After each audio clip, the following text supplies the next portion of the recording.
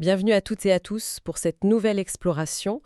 Aujourd'hui, on se penche sur une étude vraiment intéressante. Elle explore comment le simple fait de regarder des images de nature pourrait aider, tenez-vous bien, des joueurs de foot à récupérer de la fatigue mentale.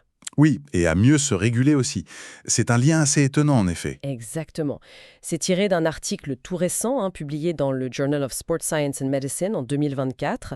L'article s'appelle The Restorative Effects of Nature Exposure on the Self-Regulation Resources in Mentally Fatigued Soccer Players, a Randomized Controlled Trial.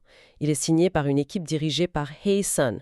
C'est ça, une étude chinoise si je me souviens bien. Tout à fait. Alors notre mission aujourd'hui, et si on peut dire, c'est de décortiquer un peu cette recherche. On veut comprendre si une intervention aussi simple, regarder des photos quoi, peut vraiment avoir un impact sur le mental des athlètes après un gros effort cognitif. C'est vrai que ça peut paraître un peu contre-intuitif au premier abord. Oui, on imagine souvent qu'il faut un repos physique, une vraie pause pour récupérer. Mais là, cette étude suggère qu'une pause juste visuelle avec la nature pourrait avoir des effets bénéfices cachés. C'est assez fou, non? C'est intriguant, oui. Ça ouvre des perspectives. Alors avant d'entrer dans le détail de l'étude elle-même, posons peut-être les bases. L'autorégulation dans le foot, concrètement, c'est quoi? Et ses états internes. C'est-à-dire? C'est gérer son stress avant un pénalty décisif, par exemple, ou garder sa concentration pour analyser le jeu super vite et faire la bonne passe sous la pression. D'accord. C'est maîtriser ses pensées, ses émotions, ses actions pour être performant? Exactement. Certains chercheurs utilisent l'analogie d'une sorte de batterie d'énergie mentale, Ah oui, le modèle de la force de l'autorégulation, c'est ça, hein? comme une ressource qui peut se vider. Précisément. Et cette batterie, elle n'est pas inépuisable. Le foot moderne, ça demande une concentration énorme, des décisions prises à la seconde, ignorer les distractions, tout ça, ça pompe dans cette ressource mentale. Et quand la batterie est à plat, on parle de fatigue mentale, c'est ça, la fameuse FM? C'est ça, et ce n'est pas juste une sensation subjective, hein.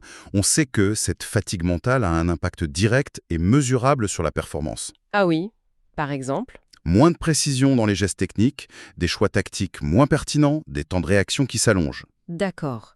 Donc c'est un vrai problème pour les joueurs et les équipes. Absolument.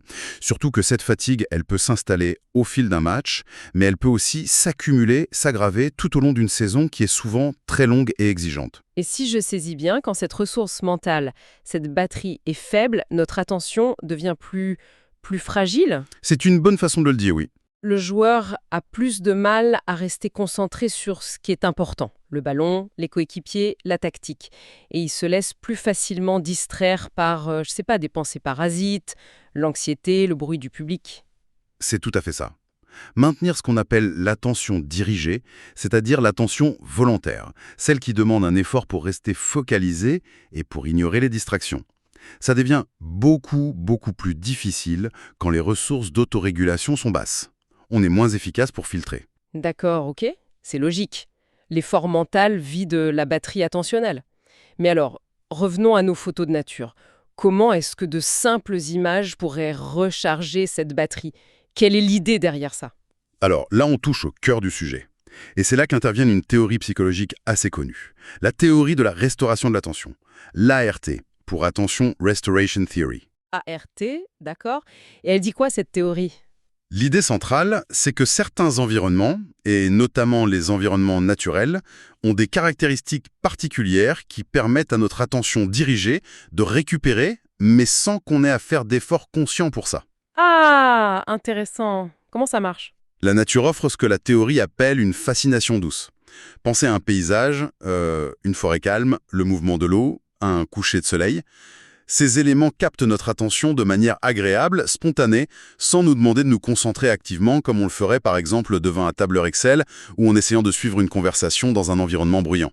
Donc, pendant que notre esprit est capté doucement par la scène naturelle, la partie de notre attention qui se fatigue, l'attention dirigée, elle peut se mettre en pause et se recharger.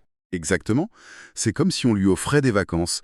Cette pause permet de reconstituer les ressources cognitives nécessaires à l'attention dirigée. Et le lien avec l'autorégulation? Mais comme l'attention dirigée est une composante essentielle de l'autorégulation pour prendre des décisions réfléchies, inhiber des impulsions, gérer ses émotions, si on restaure l'attention, on améliore indirectement la capacité d'autorégulation. Et il y a aussi une piste plus physiologique qui est évoquée. Laquelle? L'exposition à la nature, même juste visuelle, semble stimuler l'activité du système nerveux parasympathique. C'est notre système de repos et digestion, par opposition au système sympathique qui est celui de combat ou fuite. D'accord, ça favorise la récupération. Voilà. Et cet équilibre entre les deux systèmes, on peut le mesurer objectivement grâce à la variabilité de la fréquence cardiaque, la FFC ou HRV en anglais. Ah oui, la VFC, on en entend de plus en plus parler, notamment dans le sport. Donc, pour simplifier, ça mesure les petites variations naturelles entre les battements du cœur, c'est ça, hein? C'est exactement ça. Et une VFC plus élevée, en général, c'est le signe d'un système nerveux autonome plus flexible, plus adaptable, qui répond mieux aux demandes. Et donc potentiellement une meilleure capacité d'autorégulation. C'est un peu un marqueur physiologique de l'état de notre batterie mentale? On peut le voir comme ça, oui. C'est un indicateur intéressant de la capacité de régulation de l'organisme. Bon, c'est passionnant tout ça. Alors revenons à l'étude de S. Yoon et son équipe. Comment ils ont fait concrètement pour vérifier cette hypothèse sur des joueurs de foot? C'était en labo, vous disiez? Oui, c'était une expérience en laboratoire, mais avec un protocole rigoureux, un essai contrôlé randomisé. C'est la méthode de référence pour tester l'efficacité d'une intervention. D'accord. Et les participants? Ils ont recruté 90 joueurs de football universitaire, des hommes uniquement, basés en Chine. Ils avaient en moyenne 21 ans et environ 5 ans d'entraînement de foot derrière eux. Pourquoi que des hommes d'ailleurs? C'est précisé? Oui, les auteurs le justifient en mentionnant que des études précédentes ont suggéré qu'il pourrait y avoir des différences entre hommes et femmes dans la réponse à l'effort cognitif et à la fatigue mentale. Ils ont choisi d'homogénéiser leur échantillon sur ce point. Ok. Et alors, l'expérience, elle se déroulait comment? Étape par étape. Alors, première étape, il fallait fatiguer mentalement tout le monde de manière standardisée. Comment on fait ça? On leur demande de résoudre des équations différentielles? Ah ah, presque. Ils ont utilisé un grand classique des tests cognitifs, le test de Stroop informatisé. Et ça pendant 45 minutes. Ah oui, le fameux test où il faut dire la couleur de l'encre d'un mot, mais le mot lui-même est le nom d'une autre couleur. Exactement. Le mot rouge écrit en bleu, et il faut dire bleu, pas lire rouge. Ça demande un effort constant pour inhiber l'automatisme de lecture. C'est très exigeant pour l'attention et le contrôle inhibiteur. J'imagine. Le genre de tâche qui donne l'impression d'avoir le cerveau embouillé après. C'est un peu l'idée, oui. Provoquer une fatigue mentale significative. Et il mesurait d'ailleurs cette fatigue subjective juste avant et juste après la tâche, avec une échelle visuelle analogique. D'accord, donc une fois qu'ils étaient tous bien fatigués mentalement? Randomisés en 6 groupes différents. 6 groupes. Pourquoi autant? Parce qu'ils voulaient tester l'effet de la nature, mais aussi l'effet de la durée d'exposition. Donc il y avait 3 groupes nature, qui ont regardé des photos de scènes naturelles, forêts, lacs, montagnes. Ces photos étaient soigneusement sélectionnées pour leur qualité potentiellement réparatrice. Dominance de la nature, pas d'humains visibles, plutôt des formes courbes, etc. Et les durées? Un groupe a regardé ces photos pendant environ 4 minutes, 4,7 minutes précisément, un autre pendant 8 minutes et demie, 8,33 minutes, et le dernier pendant 12 minutes et demie, 12,50 minutes. Et les 3 autres groupes? Les groupes témoins? Exactement. Eux, ils ont regardé des photos de scènes urbaines, des zones industrielles, des rues, ce genre de choses. Les images venaient d'une étude précédente et étaient censées être neutres, voire légèrement stressantes, en tout cas pas réparatrices. Et ils ont regardé ces photos urbaines pendant les mêmes durées? 4, 8 ou 12 minutes et demie? Tout à fait. Pour chaque durée, il y avait un groupe nature et un groupe témoin urbain. Ça permet de comparer et de voir si c'est vraiment la nature qui fait la différence et si la durée joue un rôle. Malin. Et juste après cette phase photo, qu'est-ce qu'ils mesuraient? Il reprenait les mesures clés pour évaluer la récupération. D'abord, la mesure physiologique, la VFC, mesurée avec une ceinture cardiopolare et une application spécifique pour analyser le ratio LFHF, un indicateur de l'équilibre sympathique-parasympathique. D'accord. Et sur le plan psychologique? Ils utilisaient un questionnaire standardisé, l'inventaire d'anxiété compétitive d'État, le CSI-2. Ça mesure l'anxiété cognitive, les inquiétudes, les pensées négatives, l'anxiété somatique, les sensations physiques de stress, comme les mains moites, le cœur qui bat vite, et la confiance en soi. Donc VFC d'un côté, anxiété et confiance de l'autre. Et est-ce que les joueurs savaient ce qu'on testait vraiment? L'effet de la nature? Non, et c'est important pour la qualité de l'étude. Pour éviter les biais liés aux attentes des participants, on leur avait dit que l'étude portait sur l'évaluation du talent footballistique après une activité standard d'avant-match. Un peu vague, exprès. Et l'étude était aussi menée en double aveugle. C'est-à-dire? Ça veut dire que ni les participants, ni les personnes qui administraient les tests et interagissaient avec eux ne savaient qui était dans quel groupe, nature ou urbain. Ça évite que l'expérimentateur influence les résultats même inconsciemment. C'est un gage de rigueur.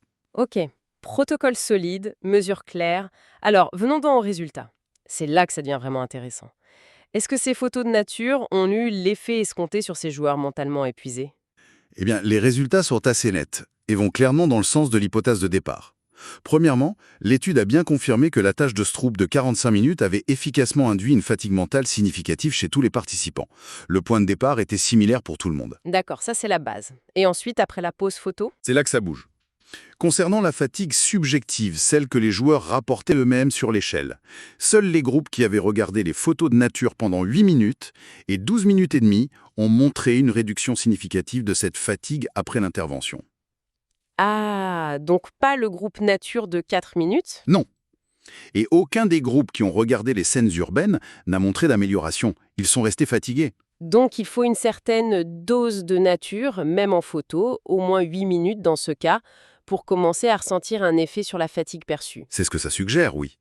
Et ce schéma, il se retrouve aussi pour les mesures plus objectives d'autorégulation. La VFC et l'anxiété? Tout à fait. Exactement. Des améliorations significatives, c'est-à-dire statistiquement fiables, ont été observées uniquement dans ces deux mêmes groupes, nature 8 minutes et nature 12 minutes et demie. Ces améliorations, c'était quoi? Une meilleure VFC, indiquant une plus grande activité du système parasympathique, donc une meilleure récupération, moins d'anxiété cognitive et somatique rapportée, et une plus grande confiance en soi. Waouh, c'est assez cohérent comme résultat. Très cohérent. Et si on regarde plus finement, le grand gagnant, si on peut dire, c'est clairement le groupe qui a été exposé le plus longtemps à la nature, 12 minutes et demie. Pourquoi? Ils avaient de meilleurs scores? Oui, non seulement ils ont montré des améliorations sur toutes les mesures, mais c'est le seul groupe pour lequel ces améliorations étaient significativement supérieures à celles de son groupe témoin équivalent, ceux qui ont vu les photos urbaines pendant 12 minutes 30, et ce pour tous les indicateurs, la fatigue subjective, la VFC, l'anxiété cognitive, l'anxiété somatique et la confiance en soi. Les auteurs mentionnent même des tailles d'effet, le fameux Dedu-Cohen, assez importantes, ce qui suggère un impact non négligeable. Donc non seulement ça semble marcher, mais il y a un effet dose-réponse. Plus l'exposition à la nature est longue, en tout cas jusqu'à 12 minutes 30 ici, plus l'effet réparateur est puissant. C'est ça? C'est exactement la conclusion. La durée d'exposition semble être un facteur clé. Et le fait que la dose de 4 minutes n'est pas suffi. Les auteurs pensent que c'est probablement lié à l'intensité de la fatigue induite au départ. 45 minutes de Stroop, c'est assez long, plus que dans certaines études précédentes. Il fallait peut-être une dose de réparation plus conséquente pour compenser. D'accord. Alors, si on essaie de synthétiser tout ça, qu'est-ce que ça nous dit, au fond?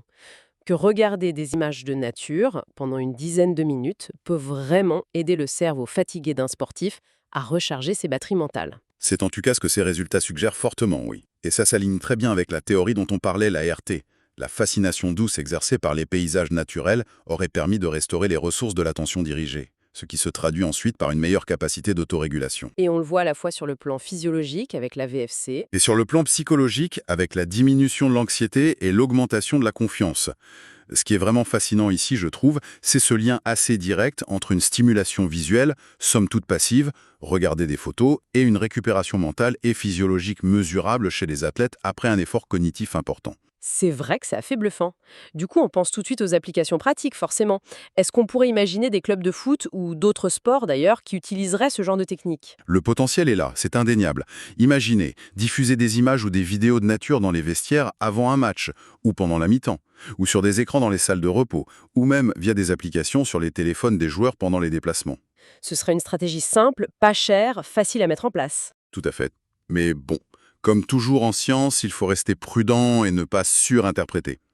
Les auteurs eux-mêmes sont très clairs sur les limites de leur étude. Quelles sont ces limites principales? D'abord, on l'a dit, l'échantillon. Des hommes jeunes, universitaires, en Chine. Est-ce que ça marche pareil pour les femmes? Pour des joueurs professionnels avec une autre charge mentale? Pour des plus jeunes? Dans d'autres cultures? On ne veut pas généraliser sans plus de recherche. D'accord. C'est une première étape. Exactement. Ensuite, la fatigue a été induite en laboratoire avec le test de Stroop. C'est un bon modèle, mais ce n'est pas exactement la même chose que la fatigue complexe qui s'installe pendant un vrai match, avec la pression du résultat, l'effort physique combiné, les interactions sociales. La fatigue écologique, comme on dit parfois. Voilà. De plus, la comparaison s'est faite avec des images urbaines spécifiques, tirées d'une autre étude. Idéalement, il aurait fallu aussi comparer avec un groupe contrôle qui se repose passivement, sans aucune image, pour être vraiment sûr que c'est l'effet spécifique de la nature, et pas juste l'effet d'une pause visuelle quelle qu'elle soit. Bonne remarque. Et enfin, sur la méthode, ils ont utilisé un indicateur spécifique de la VFC, le ratio LFHF. D'autres indicateurs existent et pourraient donner des informations complémentaires. Donc, en résumé, Une idée très prometteuse, des résultats encourageants dans ce contexte précis, mais il faut maintenant confirmer et affiner tout ça. c'est exactement ça. La prochaine étape serait de tester cette approche dans des conditions plus réalistes, sur le terrain, avec des populations d'athlètes plus diversifiées. Et peut-être explorer d'autres façons d'exposer à la nature. Vous parliez de vidéos. Oui, ou même des sons de la nature. Voire de la réalité virtuelle immersive qui pourrait offrir une expérience encore plus engageante. Il y a plein de pistes à explorer. Et d'ailleurs, ça soulève une dernière question assez intéressante, je trouve, qui prolonge un peu l'étude. Ah oui? Laquelle? L'étude s'est arrêtée à une exposition de 12 minutes et demie, qui donnait les meilleurs résultats. Mais que se passerait-il si on allait au-delà? 20 minutes? 30 minutes? Est-ce que les bénéfices continueraient d'augmenter? Ou est-ce qu'à un moment donné, le fait de rester devant un écran, même si c'est pour regarder de belles images de nature, pourrait finir par devenir fatigant à son tour? Ou moins efficace? Une sorte de rendement décroissant? Peut-être. Y a-t-il une durée optimale, un sweet spot à trouver? Ou est-ce qu'on pourrait avoir une relation en forme de U inversé, où trop finit par être moins bénéfique que juste assez? C'est une question cruciale pour l'application pratique, effectivement. Quelle est la bonne dose de nature virtuelle pour maximiser la récupération sans créer d'autres problèmes? Exactement. Ça reste une question ouverte. Une excellente question pour les recherches futures. En tout cas, merci beaucoup pour cet éclairage. Cette étude de Hayson et ses collègues nous offre vraiment un aperçu captivant de la façon dont notre cerveau, même de manière indirecte via nos yeux, peut puiser dans le pouvoir de la nature pour recharger des ressources mentales cruciales. C'est une piste vraiment intrigante pour aider les athlètes à mieux gérer la fatigue mentale et optimiser leurs performances. Pour celles et ceux parmi vous qui seraient intéressés par tous les détails, les chiffres précis, la méthodologie en profondeur, on vous encourage vivement à aller lire l'article original. Je vous redonne les références. The Restorative Effects of Nature Exposure on the Self-Regulation Resources in Mentally Fatigued Soccer Players, a Randomized Controlled Trial, par Hayson et son équipe, publié dans le Journal of Sport Science and Medicine en 2024. Voilà, c'est tout pour notre exploration d'aujourd'hui. Si ce format d'analyse vous a plu, n'hésitez pas à vous abonner et à activer les notifications pour ne pas manquer nos prochaines discussions. Merci de nous avoir écoutés et à très bientôt.